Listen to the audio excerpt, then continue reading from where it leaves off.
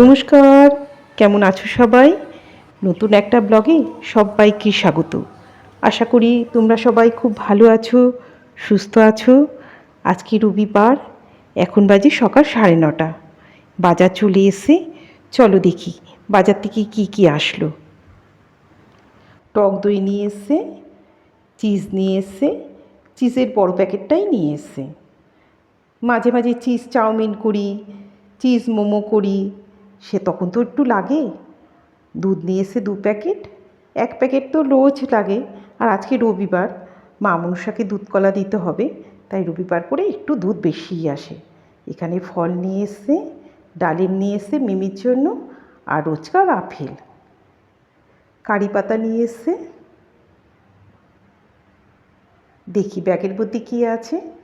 এই বিস্কুটটা চা দিয়ে খেতে ভীষণ ভালো লাগে। চাটাও ফুরিয়ে গেছিল। 1 প্যাকেট চাও নিয়ে এসছে, অনেকটা শশাও নিয়ে এসছে, আলু নিয়ে এসছে, নারকেলও নিয়ে এসছে। দেখেছো, ধনে পাতাটা কিন্তু আনেনি।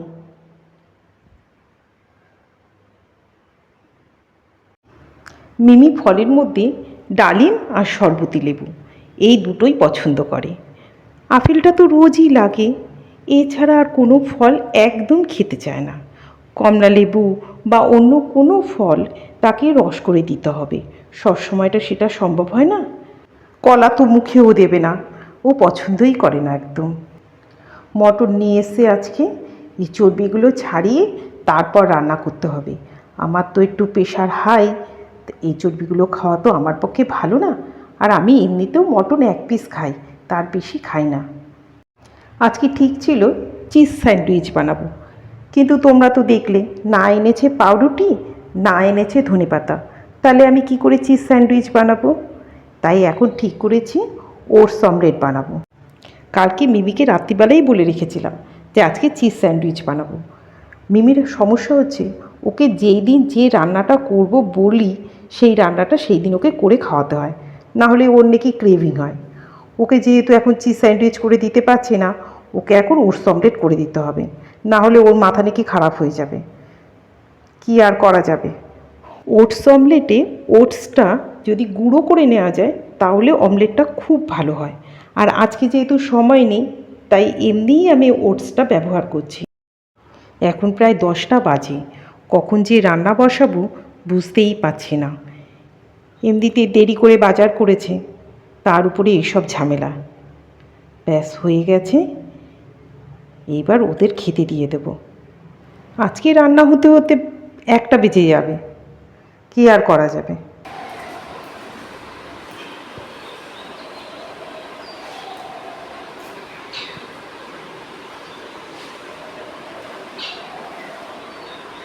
আর ওই পাশে দাও, ওই পাশে না দিলে খাবে কি করে?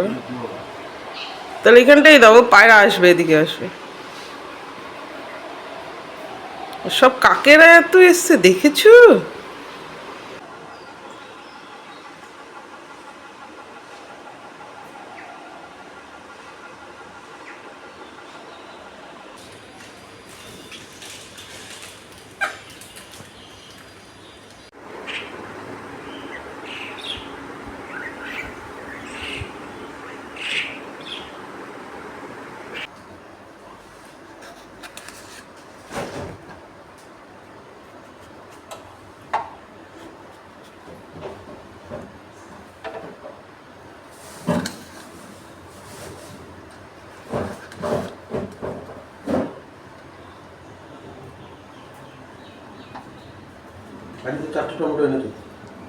সে ঠিক আছে, পুরনো টমেটোটাই দিয়ে দেওয়া ভালো।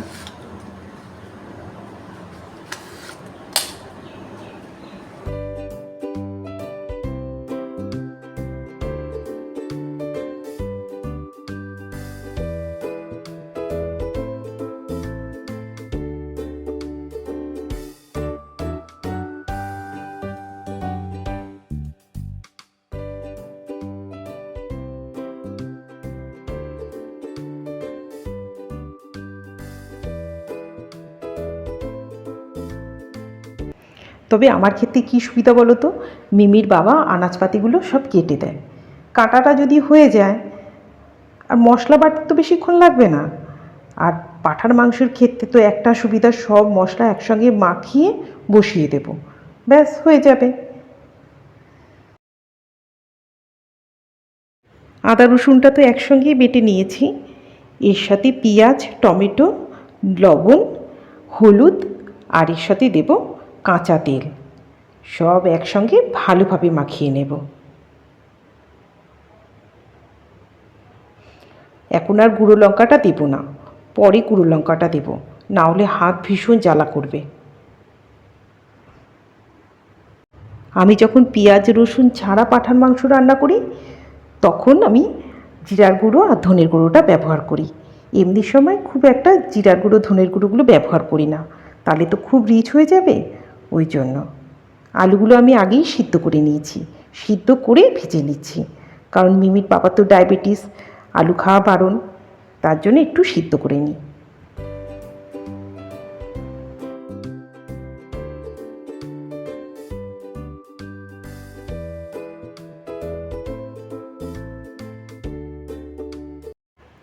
এইবার লঙ্কার গুঁড়োটা দিয়ে দেব।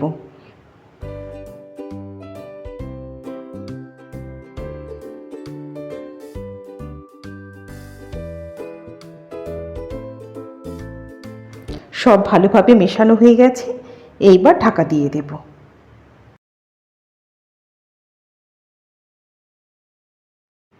ছুটির দিনগুলোতে না মিমির বাবার একটু বেশিই কাজ থাকে, নিজের জামা কাপড়গুলো ইস্তারি করতে হয়, আমি ঠিক সময় পাই না ইস্তারি করার, আর আমার ইস্তারি করা ওনার ঠিক পছন্দও হয় না, তাই উনি নিজের জামা কাপড় নিজেই ইস্তারি করে নেয়।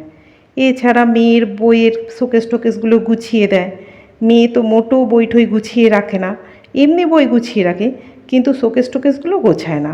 বই বার করতে পারে কিন্তু বই ঠিকভাবে গুছিয়ে রাখতে পারে না। পুজোরও আর দেরি নেই, ঘরদোর তো পরিষ্কারই করতে হবে। এই ঘরটা কিন্তু মোছা ছিল, আবার আমাকে মুছতে হবে। বইগুলো এদিক ওদিকে ছড়িয়ে গেছে। মেয়েকে বলতে পারো না, মানুষ করতে পারো না, পরিষ্কার করতে পারে না তোমার মেয়ে, সব করে করে দিচ্ছ। ব্যাস পূজাবাসী কি চলে এসছে, এবার তুই পড়বি না আমি পড়বো।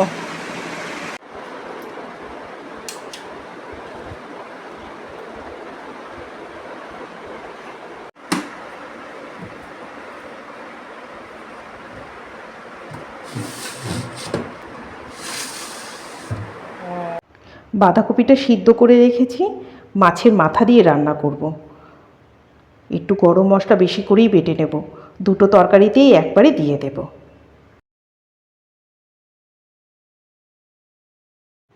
পেঁয়াজটাকে ভালো করে ভেজে নেব।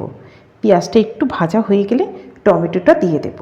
যাতে টমেটোটা ভালোভাবে সিদ্ধ হয়ে যায় তার জন্য একটু নুন, হলুদ আর শুকনো লঙ্কা দিয়ে দেব। সামান্য একটু জল দিয়ে টমেটোটা ভালো করে সিদ্ধ করে নেব। তারপর আদা রসুন বাটাটা দিয়ে দেব। আদা রসুন বাটাটা তো আমি একসঙ্গেই বেটে নিয়েছি, মাংসতেও দিয়েছি, আবার এই তরকারিটাতেও দিয়ে দেব। এইবার মাছের মাথাটা দিয়ে ভালো করে কষিয়ে নিয়ে বাঁধাকপিটা দিয়ে দেব।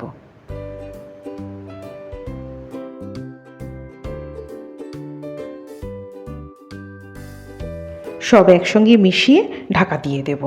এবার হোক, ওদিকে মনে হয় মাংসটাও হয়ে গেছে। হ্যাঁ, মাংসটা হয়ে গেছে। শেষে একটু ঘি গরম মশলা দিলে না পাঁঠার মাংস খেতে খুব ভালো হয়। মাংসটা এত ভালো প্রেশার কুকারে দিতে হয়নি, কড়াইতেই সিদ্ধ হয়ে গেছে, আর খুব ভালো সিদ্ধ হয়েছে। ব্যাস, এইবার নামিয়ে নেব।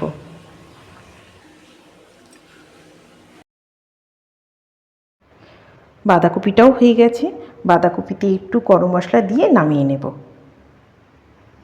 গরম মশলা না দিলে একটা আঁশটা গন্ধ আসতে পারে, আবার খাবে না তাহলে। অনেকটা বেলা হয়ে গেছে, এবার ওদেরকে খেতে দিয়ে দেব। আমার তো কোনো দোষ নেই।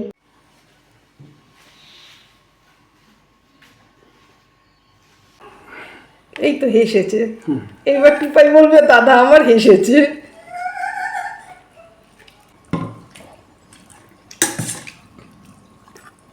তোরা তো হাড় ফাড় খেতে পারিস না, উঠছে না আমার হাত থেকে। কেন রে, আলু খাবি তো? আর একটা আলু দেবো? না না না না, আর একটা আলু খা, মোটা হবে না, আমি আর তুই আলু খাবো আমি বাবা। সেদ্ধ করেই তো দিয়েছি। আলু সিদ্ধ করে দিয়েছি যাতে প্রবলেম না হয়। আমি আলু খাবো আর আর তুই আলু। দিও না মা, দিও না। আচ্ছা, ভালো হয়েছে? পুজো আসছে তো, পুজো আসছে তো কি হয়েছে?